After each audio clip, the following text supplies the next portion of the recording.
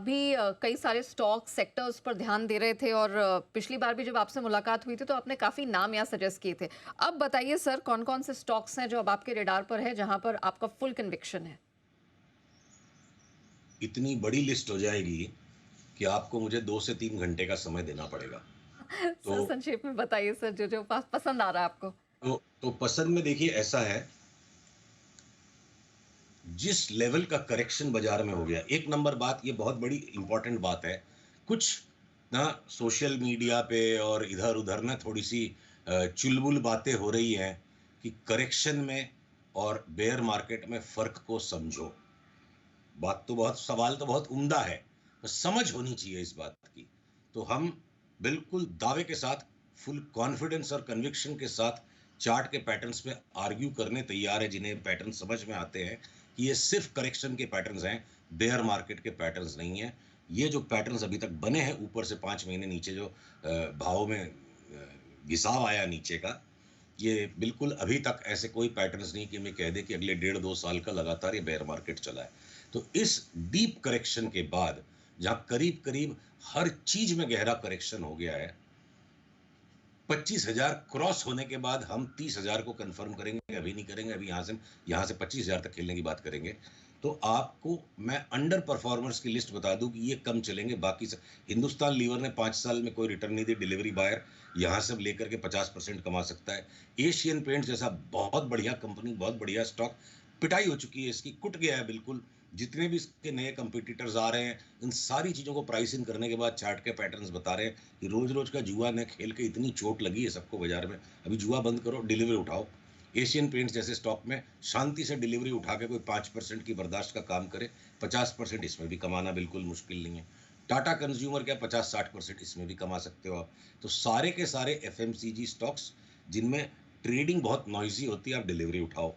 तो जितना भी आपको डर का माहौल बीच बीच में लौट के आएगा, और डर के दिनों में जैसे जैसे इस अप ट्रेंड में बार बार डर लौटेगा, एफएमसीजी के स्टॉक्स आउट परफॉर्म करेंगे। सेकंड आइए आप मेटल्स, जिसको लोग भूल चुके हैं, बात भी नहीं होती है, चाहे वो फेरस नॉन फेरस मेटल्स हों या वो स्टील के स्टॉक्स हों, सब में हमें बड़ी खूंखार तेजी के सेटअप्स नजर आ रहे हैं। ट्रेड जैसे जैसे ट्रिगर होंगे, हम हर वीक आपको बताते जाएंगे। अब भी कभी जाके सारी चीज खरीद लो, ये मतलब नहीं है। 8-10 मिनट की वार्ता में अगर मेरे को सारे सेक्टर्स पे बात करनी है, तो मैं पूर्वानुमान आपको दे रहा हूं कि आने वाले दिनों में बहुत बड़ी बाइंग हमारे यहाँ से ट्रिगर होगी। जिंदल स्टेनलेस में, जेएसडब्ल्यू एनर्जी में, steel authority of India limited में, एनएमडीसी स्टील में, एनएमडीसी में, और पीछे पीछे बाकी का भी सारा स्टील का और नॉन फेरस मेटल्स का संप्रदाय चल पड़ेगा।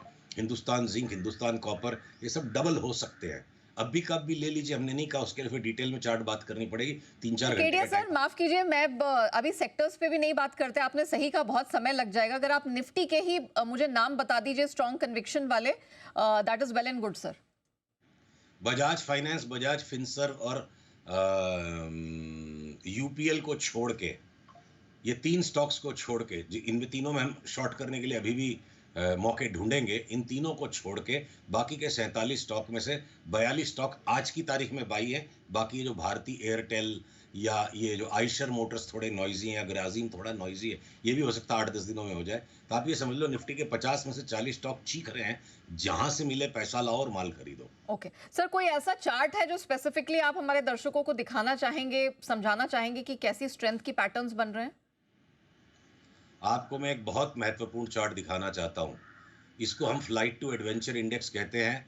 2025 में बड़ा पैसा बनेगा निवेश करके। भय के वातावरण में गाली गलौज कर लेना, ट्रोल कर लेना, परेशान हो जाना, दुखी हो जाना, घर में क्लेश कर लेना स्वाभाविक मनुष्य का स्वभाव है। इस स्वभाव से ऊपर उठिए, सुपरमैन बनिए। सारी दुनिया डरी हुई तो मान लीजिए। देखिए, पीसीआर से अनुरोध, इस चार्ट को दिखाएं। BSE small cap 250 index divided by BSE index. अगर बाजार एक तरफा तेजी या मंदी दोनों में से कुछ भी पकड़ता है, तो छोटे वाले स्टॉक्स ज्यादा भागते हैं, उसमें लिक्विडिटी कम होती है। तो जब आउट परफॉर्मेंस, अंडर परफॉर्मेंस जब सीवियर होता है, जितना भी अंडर परफॉर्मेंस होना था इन स्मॉल कैप स्टॉक्स का, और इन्हीं की तर्ज पे, इसी चार्ट की तर्ज पे 26,000 की इंडेक्स पे हमने टेबल पीट के बोला था 23,000 की निफ्टी आ जाएगी। हो सकता है 21 भी जाए और लास्ट लास्ट के 1000 पॉइंट 700 पॉइंट में ठीक है, थोड़ी बहुत भय में हमारी भी चूक हुई है, पर अब वो इंडेक्स के जो पैटर्न बन गए, जो ABC पैटर्न बन गया, और ये लास्ट हाई जो आया था सितंबर 2024 में इस एडवेंचर इंडेक्स का, इसके जो पैटर्न से हमें बता रहे हैं डेफिनेटली इस लेवल के ऊपर जाएगा। तो अगर 30% तक का out performance small cap indices में आएगा वर्सेस द लार्ज कैप, और लार्ज कैप इंडेक्स में भी 28 से 25 से 30% तक की राइज आ सकती है, तो दुनिया भर के स्टॉक्स ऐसे हैं जिनमें पैसा डबल भी होगा, 2.5 गुना भी होगा। भय ही ऐसा समय होता है जब आपको समझदारी का निवेश करना है। 30-40 स्टॉक्स की खरीदारी करके एक बढ़िया ताजा पोर्टफोलियो अगले महीने 1.5 महीने में बनाइए। जैसे जैसे भाव ऊपर आने लगते हैं, भेड़ चाल में पैसा नहीं है। एकांत में अकेले में अपनी सोच के अपनी समझ के अनुसार सौदा कीजिए। महत्वपूर्ण बात है, सामर्थ्य अनुसार सौदा करेंगे तो समृद्धि जरूर आएगी। सारी समस्या बाजार में यही है, सामर्थ्य के बाहर मार्जिन ट्रेडिंग, फंडिंग मिल गई, बोरोइंग मिल गई, लिवरेज मिल गई, उधार का पैसा ले लिया, बाजार में डाल दिया ना, उस आदमी का कुछ नहीं हो सकता।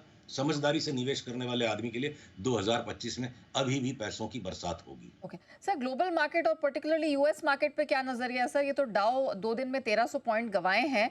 क्या ये चिंता की बात है और ये क्रैश होगा और नीचे जाएगा? क्या लग रहा है सर ये आपको? देखिए, वॉल स्ट्रीट में सीबीओई इंडेक्स जो वॉलेटिलिटी इंडेक्स है उसमें एक शूट आउट आ गया था, और ट्रम्प साहब के लौटने के बाद ना हम सबको आदत डाल लेनी चाहिए। अगले 4 साल उनकी उनकी बातचीत, उनका व्यक्तित्व ऐसा है कि संसार के अंदर में चिंताएं ज्यादा होंगी। वो सबको चिंतित करवा के अच्छे काम करते हैं, चुपचाप नहीं करते हैं। तो वो थोड़ा बोलते ज्यादा है, और इसलिए ट्रम्प के एरा में वॉलेटिलिटी एलिवेटेड ही रहेगी। और ये जो वॉल स्ट्रीट पे हुआ है, हमने जो डीप करेक्शन एंटिसिपेट किया था, हमने अपने उस डीप करेक्शन को, वॉल स्ट्रीट के पिक्चर को एक बार के लिए त्याग दिया है। हो सकता है आज की रात अगर आज ऊंचा बंद हो जाए नैस्डैक और S&P, तो हम 15% की वहां पे तेजी का कॉल ट्रिगर कर देंगे। और अगर S&P और नैस्डैक जैसे मार्केट जो सैचुरेटेड लगते हैं हमें, उनमें भी एक बार 15% की जगह है, तो 20-25% हमारी निफ्टी सेंसेक्स में बढ़ने को टाइम नहीं लगेगा।